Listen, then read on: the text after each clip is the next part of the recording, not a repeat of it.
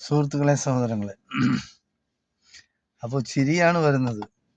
കൊച്ചി മഹാനഗരത്തിൽ ഹിന്ദു ഐക്യവേദിയുടെ പ്രതിഷേധ പ്രകടനം. എന്തിനാണ്? മതവർഗീയതയ്ക്കെതിരെ. ഹിന്ദു ഹിന്ദു ഐക്യവേദി മതവർഗീയതയ്ക്കെതിരെ കൊച്ചി മഹാനഗരത്തിൽ പ്രതിഷേധ ജ്വാല നടത്തി. എന്താണ് വിളിക്കുന്നത്? മതവർഗീയത തുലയട്ടെ. സുഡാപ്പി എന്താ കഥയാണ്! ആഭിസാരിക ചാരിത്ര പ്രസംഗം നടത്തുന്നത് പോലെയാണ്. ലോകത്തിലെ ഏറ്റവും വലിയ വർഗീയ സംഘടനയാണ് ഈ BJPയും RSSും എന്ന് പറയുന്നത്. RSS എന്ന് പറയുന്നത് ഒരു മിലിറ്റന്റ് സംഘടനയാണ്. അപ്പോൾ അവര് ചെയ്യുന്നെന്ന് പറയുന്നത് ക്രിസ്ത്യാനികളെയും മുസ്ലിങ്ങളെയും ഇവിടെയുള്ള ദളിതരെയും ഇല്ലായ്മ ചെയ്യുക എന്നുള്ളതാണ്. അവരാണ് പറയുന്നത് വർഗീയതയ്ക്കെതിരെ പ്രതിഷേധ ജ്വാല ഞങ്ങൾ നടത്തുകയാണ്. ബംഗ്ലാദേശിലെ ഒരു ഹിന്ദുവിനെ വിചാരണ ചെയ്ത് അടിച്ചു കൊന്നു. ഒരാളിനെയാണ് കൊന്നത്. അപ്പോൾ ബംഗ്ലാദേശിൽ പോകുന്നതിന് കേരളത്തിൽ പാലക്കാട് അട്ടപ്പാടിയിൽ നേരത്തെ മധുവിനെ അടിച്ചു കൊന്നില്ലേ? അട്ടപ്പാടിയിൽ മധുവിനെ അടിച്ചു കൊന്നത് എന്തിനാണ്? ആഹാരം മോഷ്ടിച്ചെന്നും പറഞ്ഞു. ഇപ്പോ ഒരു 3 ദിവസത്തിന് മുമ്പ് ഛത്തീസ്ഗഡില മുസ്ലിമാണ്, അതായത് ബംഗ്ലാദേശിയാണെന്നും പറഞ്ഞാണ് ഇവിടെ അടിച്ചു കൊന്നത്.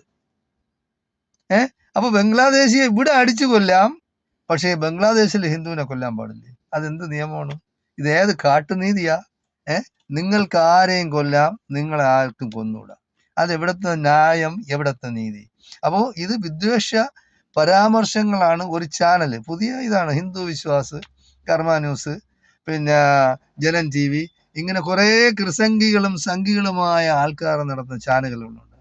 നമ്മൾ മനസ്സിലാക്കാനുള്ളത്, നമുക്ക് കേരളത്തിന് പ്രത്യേകമായ ഒരു പാരമ്പര്യമുണ്ട്. ആളുകൾ വിശ്വാസമുള്ളവരാണ്, വൃത്തിയും എടുപ്പുമുള്ളവരാണ്, സംസ്കാര സമ്പന്നരാണ്. ജാതിക്കും മതത്തിനും അതീതരായി നമ്മൾ ചിന്തിച്ച് ജീവിച്ച് പോകുന്നവരാണ്. സൗഹാർദ്ദത്തിൽ എല്ലാ ജാതിക്കാരും എല്ലാ മതസ്ഥരും ഇവിടെ വേണം. അതിൽ യാതൊരു തർക്കവും, അതായത് അന്തസ്സും അഭിമാനവും ഉള്ള ഒരു കേരളീയന് ഇല്ല. അതായത് എല്ലാവരും, എല്ലാ മതക്കാരും ജീവിക്കട്ടെ, അവരവരവൻ്റെ മതം അനുസരിച്ച് ജീവിക്കട്ടെ. അപ്പൊ ഇവിടെ വിഷം ചീറ്റുകയും വിദ്വേഷവും വെറുപ്പും ഉണ്ടാക്കുകയും നാട്ടിൽ കലാപം അഴിച്ചുവിടുകയും 1-2 സീറ്റുകൾക്ക് വേണ്ടി തമ്മിൽ അടുപ്പിക്കുകയും എല്ലാം ചെയ്യുന്ന ഈ വർഗീയ ഫാസിസ്റ്റ് കോമരങ്ങളാണ് പ്രതിഷേധ ജ്വാല നടത്തുന്ന കൊച്ചിയിൽ. എന്തിനാണ്? മതവർഗീയതയ്ക്കെതിരെ.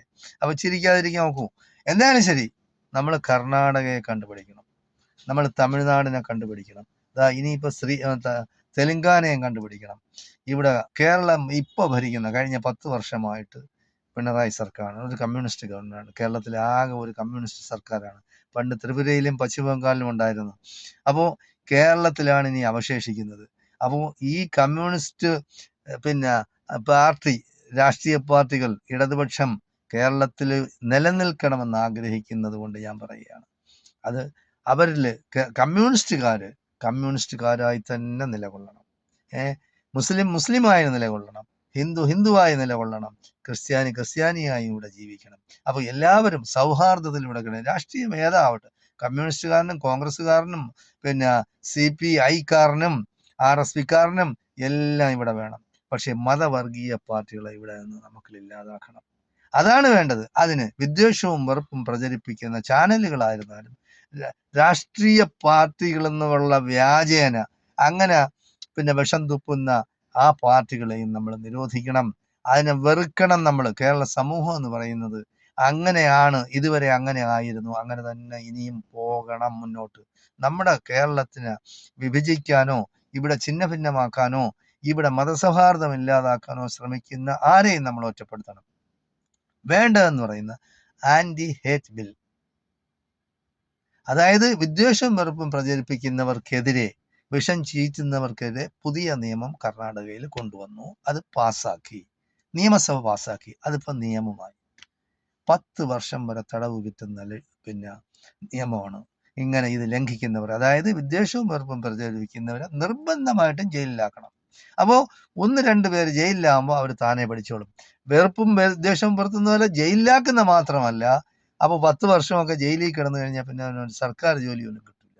ആ കുടുംബത്തിന് പോലും കൊടുക്കരുതെന്നാണ് എൻ്റെ അഭിപ്രായം. അതായത് വെറുപ്പും വിദ്വേഷവും പുലർത്തുന്ന, അത് പ്രചരിപ്പിക്കുന്ന, വിഷം ചീറ്റുന്ന ഇങ്ങനെയുള്ള ജീവികൾക്ക് സർക്കാരിന്റെ ആനുകൂല്യങ്ങളും കൊടുക്കരുത്. സർക്കാരിലോ അല്ലെങ്കിൽ നല്ല കമ്പനികളിലോ പിന്നെ ജോലി പോലും കൊടുക്കരുത്, പാസ്പോർട്ട് പോലും കൊടുക്കരുത്. അപ്പോൾ അങ്ങനെ നിയമം കൊണ്ടുവരണം. കേരളത്തിൽ എന്തുകൊണ്ട് കൊണ്ടുവരുന്നില്ല? ആരെയാണ് നിങ്ങൾ ഭയക്കുന്നത്? നിങ്ങൾക്ക് എന്താണ് RSS സംഘപരിവാർ ശക്തികളുടെ പെർമിഷൻ കിട്ടിയില്ലേ അങ്ങനെ ഒരു നിയമം ഉണ്ടാക്കിക്കൊണ്ടുവരാൻ? ആരെങ്കിലും എതിർക്കൂ കേരളത്തില്?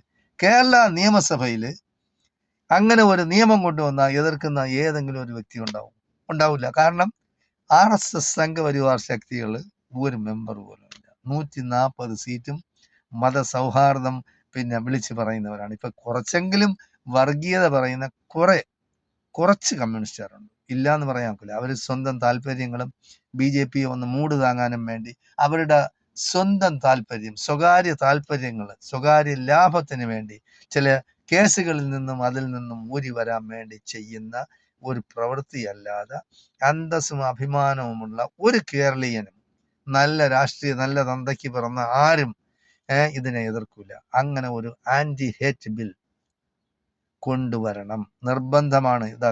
തെലങ്കാനയിൽ അവർ കൊണ്ടുവരാൻ പോവുകയാണ്. തമിഴ്നാട്ടിൽ പിന്നെ സ്റ്റാലിൻ ഉള്ളിടത്തോളം അതിൻ്റെ ഒരു നിയമത്തിന്റെ പോലും ആവശ്യമില്ല. കാരണം അവിടെ കറക്റ്റാണ്. അവിടെ ഈ സംഘികളുടെ ഒരു കളി അവിടെ നടക്കില്ല. അപ്പൊ അങ്ങനെ എന്തുകൊണ്ട് കേരളത്തിൽ കൊണ്ടുവരുന്നില്ല? കേരളത്തിൽ കൊണ്ടുവരാൻ ശ്രമിക്കണം. നമ്മളിവിടെ മതസൗഹാർദ്ദത്തിലും പരസ്പരം സഹകരിച്ചും സ്നേഹത്തോടെയും സന്തോഷത്തോടെയും ക്രിസ്മസ് വന്നാൽ ക്രിസ്മസ് ആഘോഷിക്കാം, ഓണം വന്നാൽ ഓണം ആഘോഷിക്കാം, പെരുന്നാൾ വന്നാൽ പെരുന്നാൾ ആഘോഷിക്കാം. നിങ്ങൾ കണ്ടില്ലേ സുഹൃത്തുക്കൾ അവരവരുടെ മുസ്ലിമിന്റെ പെരുന്നാളിനും ഹിന്ദുവിന്റെ ഓണത്തിനും ക്രിസ്ത്യാനിയുടെ ക്രിസ്മസിനും ഒക്കെ പോയി പരസ്പരം ആഹാരം കഴിക്കുന്നത്? അങ്ങനെ തന്നെ വേണം. നമ്മൾ അയൽപക്കമായിട്ട് ജീവിക്കുമ്പോഴത്തേക്ക് അങ്ങനെ അയൽപക്കക്കാരൻ പട്ടിണി കിടക്കുമ്പോഴത്തേക്ക് നമ്മൾ മിഷ്ടാന്ന ഭോജനം കഴിക്കുന്നത്, ഇവിടം വരെ കഴുത്തിന്റെ അറ്റം വരെ ആഹാരം കഴിക്കുന്നത് മനുഷ്യത്വമല്ല, അത് മനുഷ്യത്വ രഹിതമാണ്. നമ്മൾ പകുതി വയറേ നമ്മൾ കഴിക്കാവൂ, ഒരു കാൽഭാഗം വെള്ളവും കുടിക്കണം. എന്നിട്ട് നമ്മൾ ചുറ്റിനും ആരെങ്കിലും ഉണ്ടോ എന്ന് നോക്കണം. ആഹാരം കഴിക്കാത്തവർ, അവരെ നമ്മൾ ഊട്ടിക്കണം. അതാണ് നമ്മുടെ പാരമ്പര്യം എന്ന് പറയുന്നത്. അതാണ്, അതിനനുസരിച്ച് നമ്മൾ ജീവിക്കണം. അപ്പോൾ ഈ കസേരയ്ക്ക് വേണ്ടി, അധികാരത്തിന് വേണ്ടിയും പണത്തിന് വേണ്ടിയും ഇവിടെ വിഷം ചീറ്റുന്ന ഒരുപാട് പേരുണ്ട്. ചാനലുകൾ ഇപ്പോൾ ഒരുപാട് അങ്ങനെയാണ്. ക്രിസംഖികളും സംഘികളും എന്ന് പറഞ്ഞാൽ അവർക്ക് അവരുടേതായ ഫണ്ട് ലഭിക്കുന്നുണ്ട്. അവർ ചെയ്യേണ്ട പ്രവൃത്തി എന്ന് പറയുന്നത് സംഘപരിവാർ ശക്തികൾ അവർക്ക് കൊടുക്കുന്നുണ്ട്. അതായത് നിങ്ങൾ ഇന്ന ചെയ്യണം, അത് ഒരു ദിവസം ഇത്ര പ്രാവശ്യമെങ്കിലും ഈ ചാനലുകളിൽ ഇങ്ങനെ വിഷം ചീറ്റണം, അതിന് അവർക്ക് ഒരു മാസം ഇത്ര രൂപ, അങ്ങനെ അവർ കൊടുക്കുന്നുണ്ട്. അവരുടെ കയ്യിൽ കോടികൾ ആവശ്യം പോലെയുണ്ട്. പാവപ്പെട്ടവനെ കൊള്ളയടിച്ച് ഒരുപാട് കോടികൾ ഉണ്ടാക്കി വെച്ചിട്ടുണ്ട്. അപ്പൊ ആ വ്യവസായം നമുക്ക് കേരളത്തിൽ ഇല്ലാതാക്കണമെങ്കിൽ അങ്ങനെ ഒരു നിയമം, മതവിദ്വേഷ ബില്ല്, അതിനെ പ്രചരിപ്പിക്കുന്നവര് അവരുടെ എന്താണ്, അവർക്ക് സർക്കാർ ജോലി കൊടുക്കാൻ പാടില്ല, ഏറ്റവും കുറഞ്ഞ 10 വർഷം ജയില്. അപ്പൊ അങ്ങനെ ഒരു നിയമം കൊണ്ടുവരണം, എത്രയും വേഗം കൊണ്ടുവരണമെന്നാണ് എനിക്ക് കേരളത്തിലെ ഭരണകക്ഷിയോട് പറയാനുള്ളത്. അഥവാ ഭരണകക്ഷി കൊണ്ടുവന്നിട്ടില്ലെങ്കിൽ അടുത്ത ഇലക്ഷൻ, അതായത് 2 മാസം കഴിയുമ്പോൾ 3 മാസം കഴിയുമ്പോൾ ഇലക്ഷൻ ഉണ്ട്. ആ ഇലക്ഷനിലെ അജണ്ട, അതായത് അവരുടെ പ്രകടന പത്രികയിൽ ഇങ്ങനെ ഒരു നിബന്ധനയും കൂടെ വെക്കണം. അതായത് UDF ആണ് ഇനിയിപ്പോ അടുത്ത ഒരു ഇലക്ഷന് UDF ആണ് വരാൻ സാധ്യത.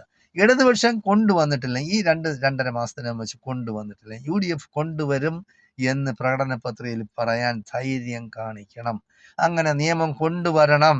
അതാണ് ഈ കേരളത്തിലെ മതേതരവാദികളായ ജനാധിപത്യ വിശ്വാസികളായ ആളുകൾ, ഞാൻ പലരുമായിട്ടും സംസാരിച്ചപ്പോൾ എല്ലാവർക്കും ഇഷ്ടപ്പെട്ടതാണ്. അതായത് അങ്ങനെ ഒരു ബില്ല് കൊണ്ടുവന്ന് യുവമാരെയൊക്കെ ഭയപ്പെടുത്തി നിർത്തണം. ഇല്ലെങ്കിൽ ഇവിടെ നാട് കുട്ടിച്ചോറാക്കുന്നവര് നാട് ഛിന്ന ഭിന്നമാക്കും. മനുഷ്യന്മാർ സമാധാനമായിട്ട് കിടന്നുറങ്ങട്ടെ. ഈ ചില ആളുകളുണ്ട്, സാഡിസ്റ്റുകളുണ്ട്, ചില ഇൻഫീരിയോറിറ്റി കോംപ്ലക്സ് ഉള്ളവരുണ്ട്. അപകർഷത ബോധം കൊണ്ട് ചില ആളുകൾക്ക് എന്തെങ്കിലുമൊക്കെ വൈരാഗ്യവും വെറുപ്പോ വിദ്വേഷവും ഒക്കെ അങ്ങനെ പ്രചരിപ്പിക്കും, അപകർഷതാബോധം കൊണ്ട്. അതുപോലെ ആണ് ഈ സാഡിസ്റ്റുകൾ. അവർക്ക് മറ്റുള്ളവരുടെ ദുഃഖം കാണുമ്പോൾ, മറ്റുള്ളവരുടെ വിഷമം കാണുമ്പോൾ അവർക്കൊരു പ്രത്യേകമായ സന്തോഷം ഉണ്ടാവും.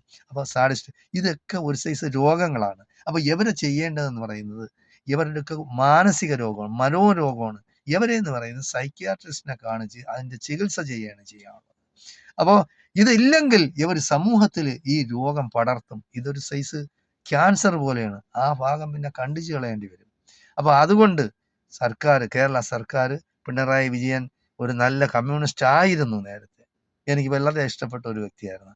അച്യുതാനന്ദനെയും പിന്നെ ഈ ഇദ്ദേഹത്തിനെ എനിക്ക് ഭയങ്കര ഇഷ്ടമായിരുന്നു. പക്ഷെ ഇപ്പോൾ പഴയ കമ്മ്യൂണിസ്റ്റ് ആ പാരമ്പര്യം പിണറായി വിജയൻ നിലനിർത്തുന്നില്ല എന്നുള്ളതിൽ എനിക്ക് മാത്രമല്ല കേരളത്തിൽ ഒരുപാട് പേർക്ക് വിഷമമുണ്ട്. എന്ത് ചെയ്യാനൊക്കെ അദ്ദേഹത്തിന് ഇപ്പോൾ പ്രായം കൊണ്ട് ഒരുപാട് പ്രായം ആയ മനുഷ്യനാണ്. അദ്ദേഹത്തിന് ചിലപ്പോൾ സ്വയം ചിന്തിക്കാനും പ്രവർത്തിക്കാനും പിന്നെ അത് പ്രസംഗിക്കാനും ഒക്കെ ബുദ്ധിമുട്ടുണ്ടാവും. ആരെങ്കിലും എഴുതി കൊടുക്കുന്നതൊക്കെ ഇനിയിപ്പോൾ പ്രസംഗിക്കാൻ നോക്കുള്ളൂ. എന്തായാലും ശരി, അത് മാത്രമല്ല കേരളത്തിൽ പിന്നെ അല്ലെങ്കിൽ ഇന്ത്യയിൽ തന്നെ ഈ ഒരു പ്രാവശ്യം അല്ലെങ്കിൽ 2 പ്രാവശ്യം അല്ലെങ്കിൽ മാക്സിമം 3-ൽ കൂടുതൽ പിന്നെ തെരഞ്ഞെടുപ്പിൽ മത്സരിക്കാൻ പാടില്ല എന്നുള്ള ഒരു നിയമം കൂടെ കൊണ്ടുവന്നു കഴിഞ്ഞാൽ ഈ രാജ്യത്ത് അഴിമതിയും സ്വജനപക്ഷപാതവും അതും ഇതുമൊക്കെ വർഗീയതയും ഒക്കെ ഇല്ലാതാവും. വർഗീയത പറയുന്നവന് യാതൊരു കാരണവശാലും അധികാര സ്ഥാനങ്ങളിൽ ഇരിക്കാൻ പാടില്ല, ഇലക്ഷനിൽ നിൽക്കാൻ പാടില്ല. അങ്ങനെയുള്ള നിയമങ്ങളും കൂടെ കൊണ്ടുവന്ന് നമ്മുടെ രാജ്യം നല്ല അന്തസ്സോടെ അഭിമാനത്തോടെ ആളുകൾ ഇവിടെ കഴിയട്ടെ. മതം ഏതായാലും ജാതി ഏതായാലും രാഷ്ട്രീയം ഏതായാലും ഒരു പ്രശ്നമില്ലല്ലോ. നാനാത്വത്തിൽ ഏകത്വം, അതാണ് നമ്മുടെ ഐഡിയ. ഇതെന്ന് പറയുന്നത് നമ്മുടെ പാരമ്പര്യം അതാണ്. ഒരുപാട് ജാതികളും മതങ്ങളും നിങ്ങളൊരു പൂന്തോട്ടത്തിൽ നമ്മൾ പോയ ഏതെല്ലാം സൈസ് പൂവുകൾ കാണും. അതുകൊണ്ട് ആർക്കെങ്കിലും എന്തെങ്കിലും ഉണ്ടാ? മണം കൂടിയതും മണം കുറഞ്ഞതും ഏതെല്ലാം ഭംഗിയുള്ളതും ഭംഗിയില്ലാത്തതും ഏറ്റവും കൂടുതൽ ഭംഗിയുള്ള അങ്ങനെയൊക്കെ ഉണ്ടാവും. അത് നമ്മള് കേരളം എന്ന് പറയുന്ന ഒരു പൂന്തോട്ടം പോലെ ആയിരിക്കണം. മതത്തിനും ജാതിക്കും ഒക്കെ അവനവന്റെ കാര്യങ്ങളാണ്, സ്വകാര്യതയാണ്. അവരവരെ മതം അനുസരിച്ച് ജീവിച്ചോട്ടെ. ഇവിടെ ശാന്തിയും സമാധാനവും സൗഹൃദവും എല്ലാമായിട്ട് സ്നേഹത്തോടെ ജനങ്ങൾ കഴിയട്ടെ. അതിനുവേണ്ടി ഓരോ കേരളീയനും പ്രവർത്തിക്കണമെന്നും അതിനുവേണ്ടി പിന്നെ പരിശ്രമിക്കണമെന്നുമാണ് എനിക്ക് എല്ലാവരോടും പറയാനുള്ളത്. നമ്മുടെ ഈ വർഷം അവസാനിക്കാൻ പോവുകയാണ്. നല്ല ഒരു പുതുവർഷത്തിലേക്ക് 2026 പ്രവേശിക്കുമ്പോൾ നമ്മളെ ഹൃദയമെല്ലാം ശുദ്ധമാക്കി വെച്ച് ഹൃദയശുദ്ധിയോടുകൂടി നമ്മളെല്ലാം ഏകോദര സഹോദരങ്ങളാണെന്നും കേരളം നമ്മുടേതാണെന്നും അല്ലെങ്കിൽ ഇന്ത്യ എന്ന് പറയുന്ന മഹാരാജ്യം നമ്മുടേതാണെന്നും നമ്മുടെ രാജ്യത്തിന്റെ അഭിവൃദ്ധിയും ഐശ്വര്യമായിരിക്കണം നമ്മുടെ ലക്ഷ്യമെന്നും കണക്കാക്കി അതിനുവേണ്ടി പ്രവർത്തിക്കണമെന്ന് ഞാൻ എല്ലാവരോടും അഭ്യർത്ഥിക്കുകയാണ്. എല്ലാവർക്കും നന്ദി, നമസ്കാരം. ജയ് ഹിന്ദ്, ജയ് ഭാരത്.